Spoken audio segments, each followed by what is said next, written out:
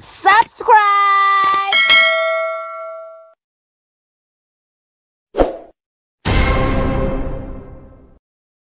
Kita lanjutkan ke bagian belakang, oke, bagian hind quarter. Oke, pada bagian belakang ini pertama bagian pinggul tadi kita sudah singgung atau kita sebutnya adalah tuber coxae. Kemudian nanti di atas dari tuber coxae bagian belakang ini ada yang kita sebut sebagai tail head atau pangkal ekor.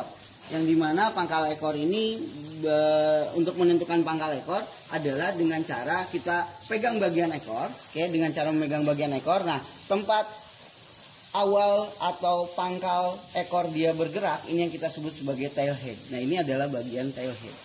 Oke. Kemudian selain tail head, kemudian ada bagian tulang duduk. Nah, tulang duduk ini tulangnya itu adalah tulang ischii. Nah, karena dia menonjol, penonjolan pada tulang ischii, maka kita sebut sebagai tuber ischii. Nah, nama istilah dalam bagian tubuhnya ini kita sebut sebagai pin bone. Oke. Nah, setelah bagian ini, tulang ini, titik ini, berikutnya kita akan menjelaskan terkait dengan ram.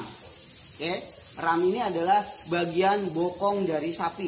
Jadi area dari ram adalah dari mulai bagian depannya berbatasan dengan pinggul, bagian atasnya dibatasi oleh tail head, bagian belakangnya dibatasi oleh pin bone. Nah, ini adalah yang kita sebut sebagai area atau bagian ram. Kalau pernah ke supermarket beli daging, ada bagian daging ram diambil pada bagian sini. Oke, bagian bawahnya dibatasi oleh yang namanya nanti garis trul.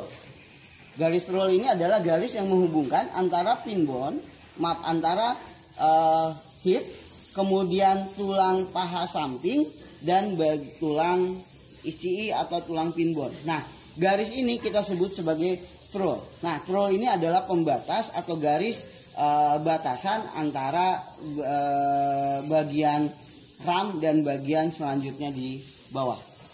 Oke, setelah bagian ram berikutnya adalah bagian thigh atau quarter of round. Ya, ini adalah bagian paha samping. Oke, bagian atas dibatasi dengan tadi garis trul, oke, yang membatasi antara bagian thigh atau bagian quarter of round dengan bagian ram. Bagian bawahnya dibatasi oleh dengan yang namanya adalah dengkul atau sikut kaki belakang. Nah, sikut kaki belakang ini kita sebut sebagai hook. Oke, kenapa disebut hook? Karena dia berbentuk seperti hook atau kaitan. Oke, nah ini yang kita sebut bagiannya adalah bagian thigh atau quarter of round atau bagian paha samping. Oke, selanjutnya kita ke bagian paling belakang. Oke. Bagian belakang ini terdiri dari yang pertama ada yang namanya adalah tail. Tail ini adalah ekor itu sendiri. Kemudian rambut dari ekor ini yang kita sebut sebagai switch. Oke, rambut ekor kita sebut sebagai switch. Kemudian paha belakang atau kita sebutnya kalau pada manusia ini adalah pantat. Oke, nah pantat ini kita sebut sebagai twist. Oke, twist. Kemudian jadi ini adalah paha samping yang kita sebut sebagai thigh atau quarter of round. Nah, dari paha samping ini ternyata ada paha bagian depan. Oke, yang bagian menonjol ini semakin dia gemuk, bagian paha depan ini dia semakin besar. Nah, yang bagian menonjol di depan ini yang kita sebut sebagai stifle. Nah, kalau pernah beli daging, ada daging bagian yang namanya knuckle atau kelapa yang diambil dari bagian sini atau kita sebutnya paha depan. Nah, yang menghubungkan antara paha depan dan bagian perut ada bagian yang namanya adalah flank atau kulit tipis. Oke. Nah, ini yang kita sebut sebagai flank, oke, yang menghubungkan antara paha depan dan bagian perut. Bagian selanjutnya kita lanjutkan ke bagian bawah. Tadi kita sudah mendapatkan bagian thigh. Oke. Thigh ini adalah batasannya sampai ke bagian hook atau kita sebutnya adalah bagian dengkul belakang. Oke, karena bentuk seperti kaitan, ini kita sebut sebagai hook. Kemudian bawah dari hooknya ini ada bagian yang namanya adalah cannon. Oke, ini yang kita sebut sebagai cannon atau tulang kering pada bagian kaki.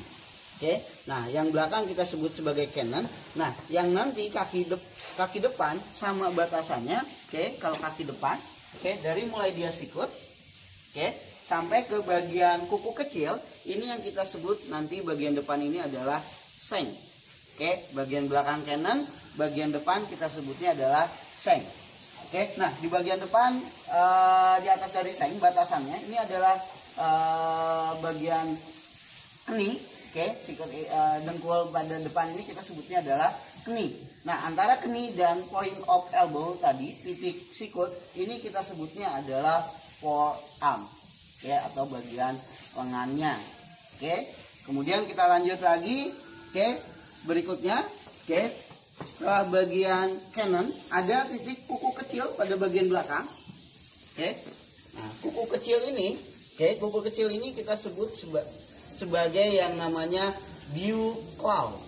Oke, dew claw kuku kecil. Kemudian lekukan antara kuku kecil dengan kuku besar, ini lekukannya. Oke, lekukan ini kita sebut sebagai pastern. Oke, pastern. Kemudian kuku besarnya kita sebut sebagai foot or toe. Ini adalah kuku besarnya. Di bawah dampal dari kuku sapi ini kita sebut sebagai sole. Bagian tumit dari kukunya, bagian tumit dari belakang kuku ini kita sebut sebagai heel. Oke. Dengan sudahnya kita mempelajari bagian paling bawah dari ternak sapi, maka berakhir pun juga bagian-bagian secara keseluruhan dari ternak sapi ini. Oke. Nah, sudah jelas? Oke, kalau sudah jelas, baik, sebelum saya akhiri ada tugas buat kalian. Yang pertama tugasnya adalah, oke, kenapa sapi ini disebut sebagai ternak bilateral? Oke, tolong dijawab. Kemudian yang kedua adalah bagaimana cara menentukan, oke, titik yang membatasi antara bagian chain dengan bagian loin pada area secara keseluruhannya adalah back. Gimana cara menentukan antara chain dan loin? Oke, kemudian yang terakhir adalah saluran apa yang digunakan nanti untuk mentransfer air susu atau plasma susu. Oke, nama bagiannya tadi apa? Oke, cukup 3 pertanyaan itu, silahkan dijawab. Terima kasih banyak. Oke, sampai bertemu lagi dengan saya Dudi Firmansyah. Assalamualaikum warahmatullahi wabarakatuh.